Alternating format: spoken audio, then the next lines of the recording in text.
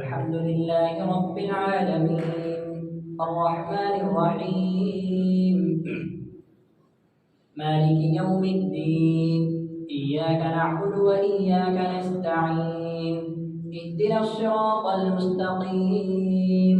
صراط الذين أنعمت عليهم غير المغضوب عليهم ولا الضالين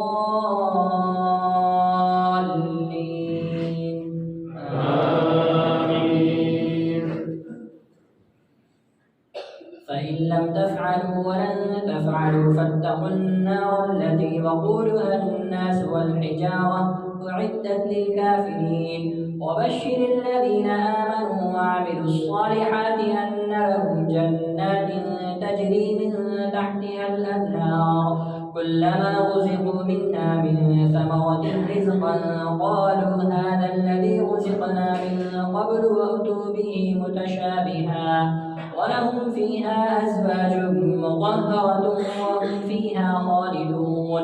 إن الله لا يستحيي أن يضرب مثلا ما بعوضة فما فوقها فأما الذين آمنوا فيعلمون أنه الحق من ربهم وأما الذين كفروا فيقولون ماذا أراد الله بهذا مثلا يضل به كثيرا ويهدي به كثيرا وما يضل به إلا الفاسقين الذين ينقضون عهد الله من بعد ميثاقه ويقطعون ما أمر الله به أن يوصل ويفسدون في الأرض أولئك هم الخاسرون كيف تكفرون بالله وكنتم أمواتا فأحياكم ثم يميتكم ثم يحييكم ثم إليه ترجعون هو الذي خلق لكم ما في الأرض جميعا ثم استوى إلى السماء فسواهن 7 سماوات